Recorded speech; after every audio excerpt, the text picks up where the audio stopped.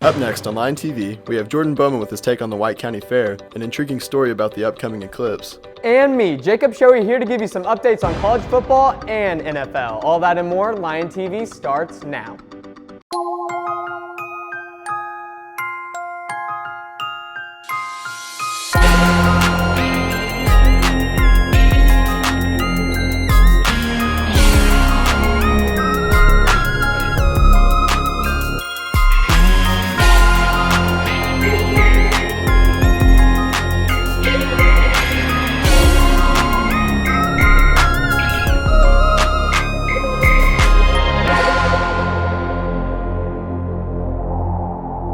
Happy Wednesday, SHS. Welcome back to Lion TV. I'm Star Cox. And I'm Jordan Bowman. This has been quite the week so far. Let's get into some announcements.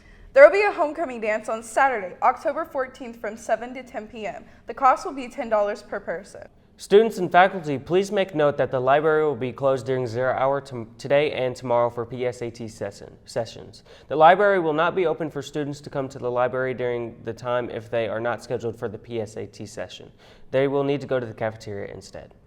Foreign language students are holding a cookie dough fundraiser. See any Spanish or French students to order and help them earn rewards for language arts clubs.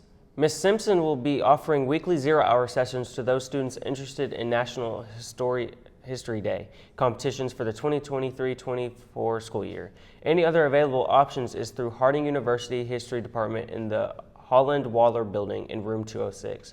The Harding University program begins September 27th from 4 to 5:30 p.m.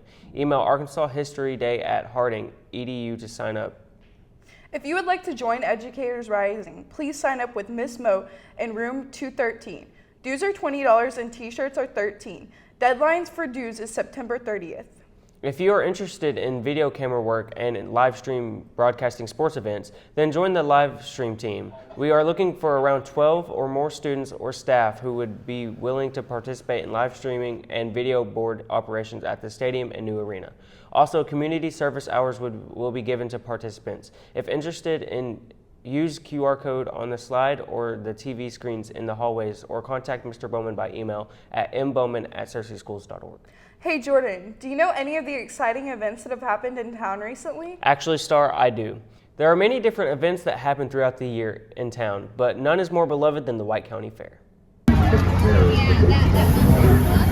To me, the White County Fair is something I look forward to every single year. I think it's a great time for me to hang out with friends, come with family, and I used to come as a little kid, so it's really important to me that I get to come every single year, and I love looking at the animals and going to the rodeo and going to the derby, and it's just really fun.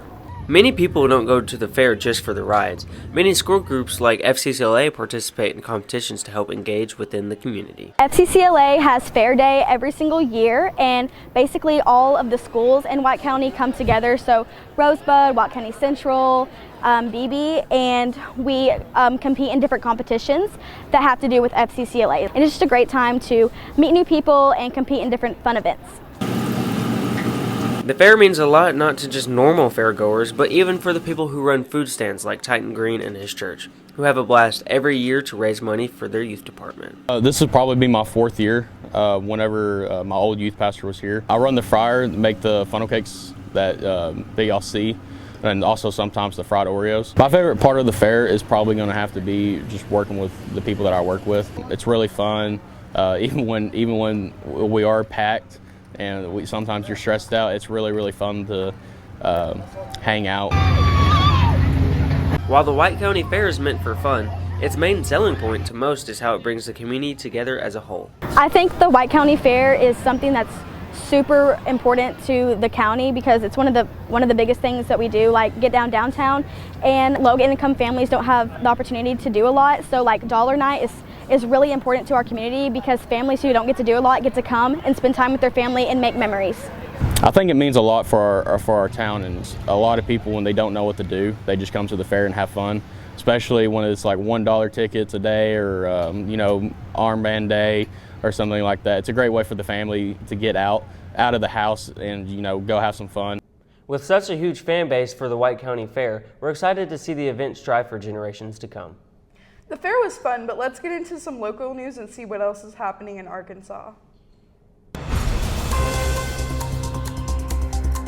In Arkansas news, the map showed the projected path of a solar eclipse that would occur on Monday, April 8th, 2024. 94% of the state of Arkansas would have some obscurity of the sun. However, anyone wanting to experience the total eclipse lasting up to 4 minutes and 18 seconds would need to be in the western and northern central parts of the state.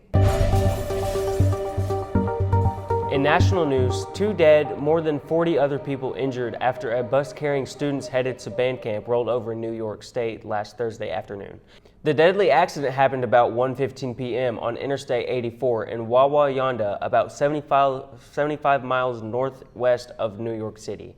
Gina Paletti, 43 of Massapequa, and Beatrice Ferrari, 77 of Farmingdale, died in the crash, which Hutchwell said may have been because of the faulty front tire. She stressed that the findings were preliminary. The National Transportation Safety Board, in coordination with the New York State Police, are investigating.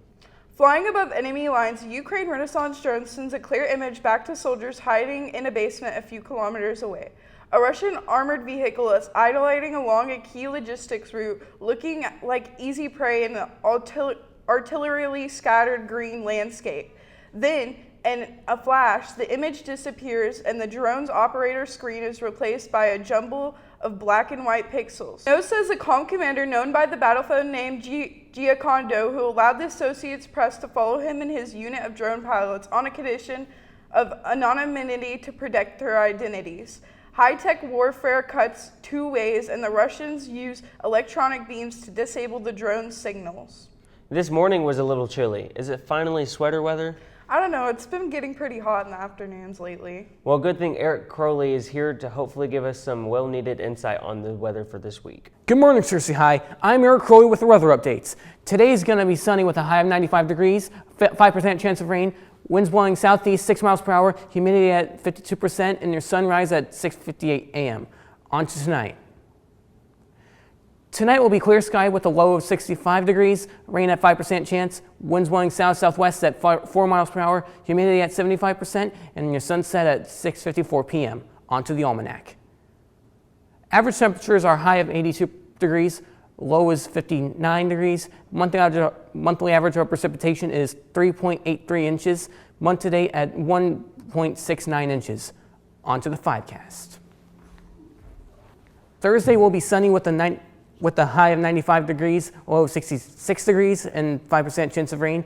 Friday will be mostly sunny with a high of 94, a low of 66, and 5% chance of rain. Saturday will be mostly sunny with a high of 94, a low of 65, and a 4% chance of rain. Sunday will be mostly sunny with a high of 92, a low of 63, and a 3% chance. And on Monday will be sunny with a high of 91, a low of 63, and a 3% chance of rain. Looks like we're not getting out of those 90s anytime soon. It's going to be a while before we have to start wearing our sweaters again. Man, all this weather talk's making me hungry. Do you know what's for lunch today, Star? I sure do. For lunch today, we'll be having BBQ pulled pork sandwich, classic cheese pizza, classic cheeseburger, chilled peaches, fresh carrots, and milk.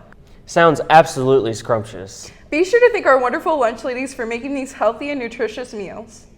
Hey, Star, do you know if we won the game last week? I'm not sure, but I think Jacob Shoei can help us out. Jacob has an update on that and a few other things that's happening out in the sports world. Let's hear it, Jacob.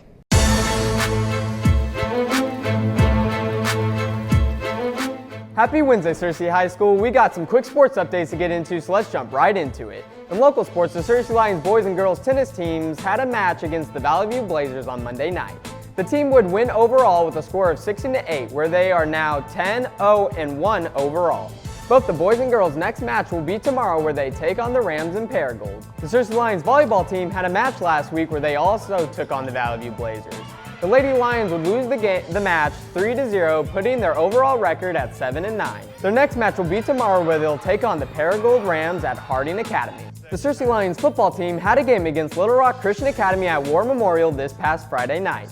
The Rockets offense would come out strong with 3 rushing touchdowns and a field goal in the first half to put them up 24-0, where the Lions weren't able to recover, where they ultimately lost the game 45-14, putting their conference record at 2-1 and their overall record at 3-1. Their next game will be this Friday, where they take on the 2-2 El Dorado Wildcats here at Lions Stadium.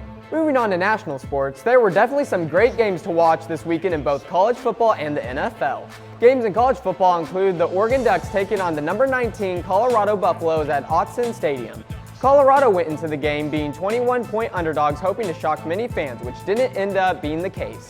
Oregon would put up 35 points in the first half to help them in a dominant win with a score of 42-6. Ohio State traveled to Notre Dame this past weekend, where they played in an extremely close game that came down to the last play, where Ohio State scored a rushing touchdown on the 1-yard line with 3 seconds left to leave many rushing Irish fans in shock, as the Buckeyes would win with a final score of 17-14. And finally, the Battle of the Boot took place, where Arkansas traveled to LSU hoping to upset the number 13 ranked Tigers. The game went down to the last play, where Arkansas was forced to throw a Hail Mary, which was intercepted, letting the Tigers win the boot for the second time in a row with a score of 31-34. Moving on to the exciting games in the NFL, the Dolphins took on the Denver Broncos this past Sunday at Hard Rock Stadium, where the Dolphins offense went off. The Dolphins offense would put up an NFL record 726 yards, along with 10 touchdowns to win the game 70-20. With them being the first team since 1966 to put up 70 points in a game. The Colts took on the Ravens, where the Colts would upset Baltimore in overtime with the 53-yard field goal with a final score of 22-19. And finally, Brock Purdy and the 49ers would continue their hot streak this season, where they beat the Giants in dominant fashion with a final score of 30-12.